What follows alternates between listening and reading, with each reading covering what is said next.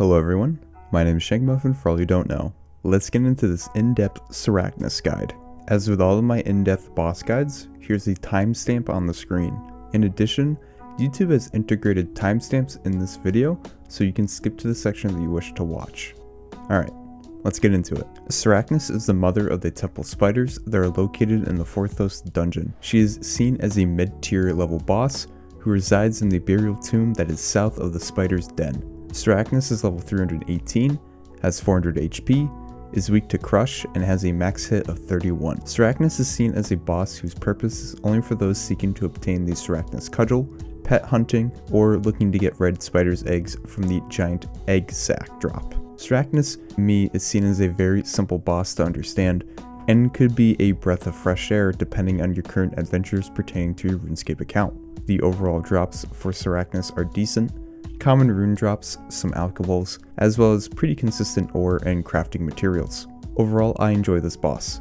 Let's get into the requirements. Technically, there is only one requirement in order for you to face Sarachnis. You need to bring some type of slash weapon such as a knife to open up the webs to her lair. More on that later though. Other than that, there are no quest or level requirements for you.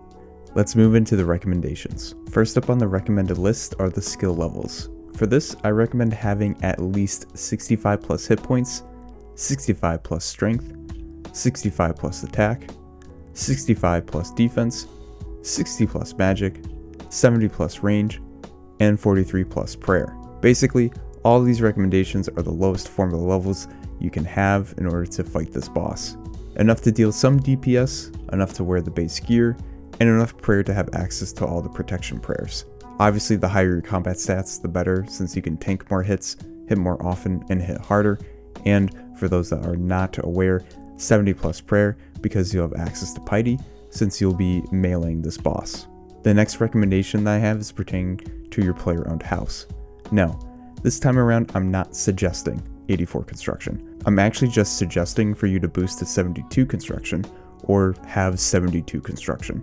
The reason being is at this point, in your portal nexus chamber, you can create a mounted Xerax talisman, which will allow you to teleport to the closest entry point for Sarachnis. This is actually a really nice feature to have in your house, since you can use this teleport later on in your adventures or current farm run. In addition, you do not need an ornate rejuvenation pool, since with a Ring of Dueling, you can teleport to the Ferox Enclave with a Ring of Dueling and sip from the pool of refreshment. This is a free way to restore all of your hit points, prayer points, run energy, and lowered stats. The only thing it does not restore is special attack energy. Overall, this is a free way to restore your stats when needed when you're out of the fight. For other teleports, you could use the Cardseed's Memoirs or planting and nurturing a spirit tree, but more on that later though. The next recommendation I have is having the Wilderness Sword 1. The reason being is, if you are not bringing a slash weapon as your primary attack weapon, you need to cut the webs that lead to Sarachnis. With the Wilderness Sword, there was an update back in the day that allows for them to have a 100% success rate when slashing webs. So, being how it's only the easy diary, I'm pretty sure you'll be able to get this one done fairly quickly. And that's it for my recommendations. Let's move into the gear setup. Please keep in mind that the gear that I'm wearing is currently the best in slot for facing Sarachnis. Also, if it wasn't obvious enough, you'll be using melee for this boss. Let's move into each item slot for those that do not have this current gear setup. For your helm slot, if you're on a Slayer task, bring a Slayer helm imbued. The reason you bring imbued is that the imbued version has a better magical defense. If you're not on a Slayer task, bring a Nata's face guard, Inquisitor's Great Helm, Helm of Nata's Obsidian Helmet, Justiciar face guard, or Dwarven Helmet. Next up is your necklace slot. I will say this, Amulet of Blood Fury is an amazing item if you have a scythe, since you can potentially heal up to 3 times in a single scythe swipe. As for those that are not using a scythe, an Amulet of Blood Fury may not be worth it, since you will be only healing off of 1 hit. You could try this out if you wish, otherwise ignore this, as there are other options out there.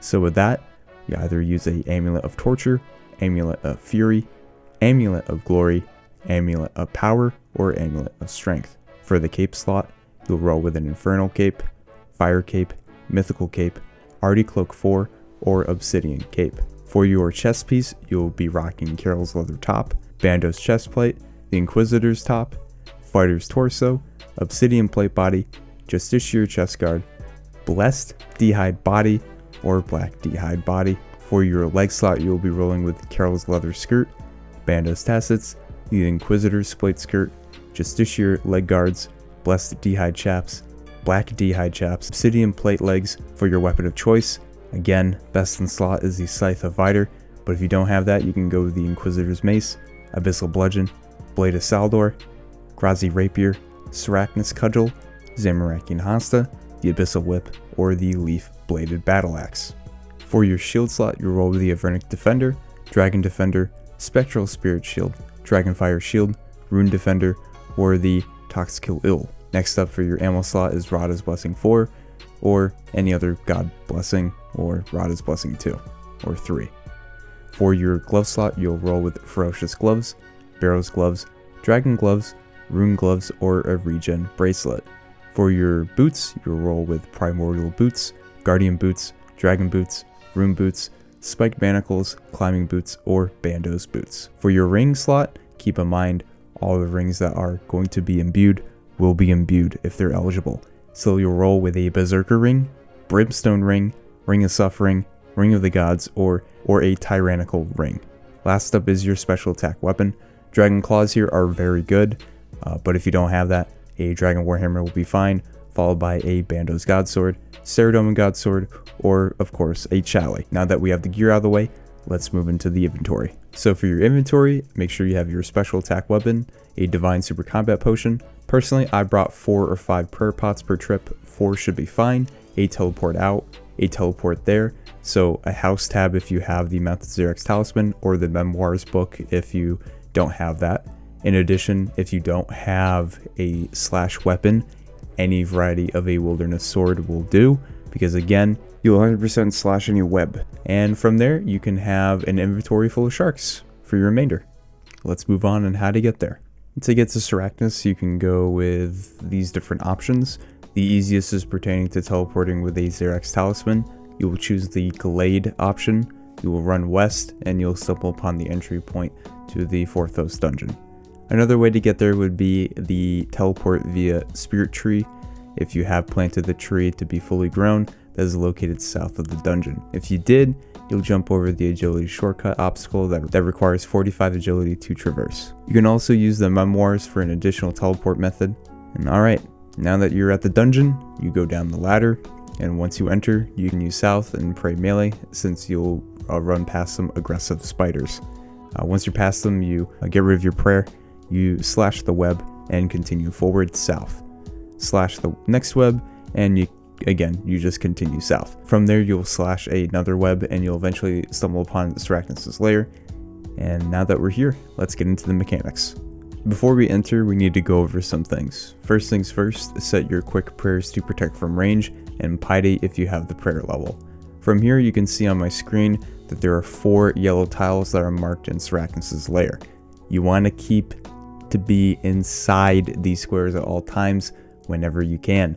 Staying inside the square will allow for Sarachnis to not consistently root you with her web, so keep these tiles marked and stay inside the square as best as you can. As we're about to go in, pot up, enable quick prayers, and enter her lair by slashing the web. As we enter the room, we have started the fight.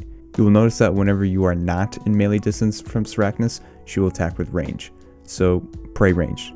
Once you enter melee range though, you need to pray melee until you're done with the fight, or when you're not close to her. As you hit her, you'll see that she throws out a web-based attack that roots you. You will also see that she says hiss when she does this.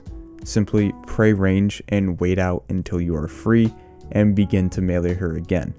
At this point, every 4 melee hits, she will throw out her web root. Once again, pray range, and once you're free from the web, you need to focus your attacks on her, pray range up until you get to melee distance, and then once you're melee distance, melee her and pray melee. You will notice that Sarachnis has a magenta hit splat at times. This means that she is using her healing strike, so she's healing a little bit, but simply just keep DPSing her. You will also notice that at 66% HP, and 33% HP, she will spawn 2 minions, so a total of 4 minions across this entire fight.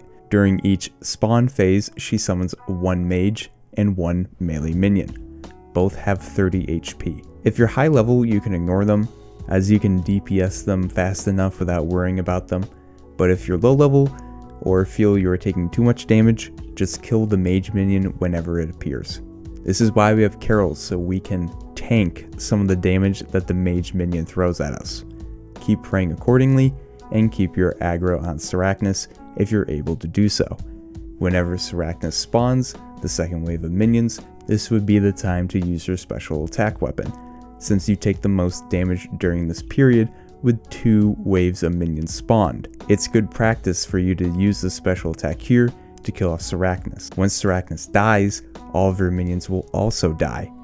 Once dead, pick up your loot and wait 10 seconds to have Sarachnis respawn. And there you go. That's Sarachnis.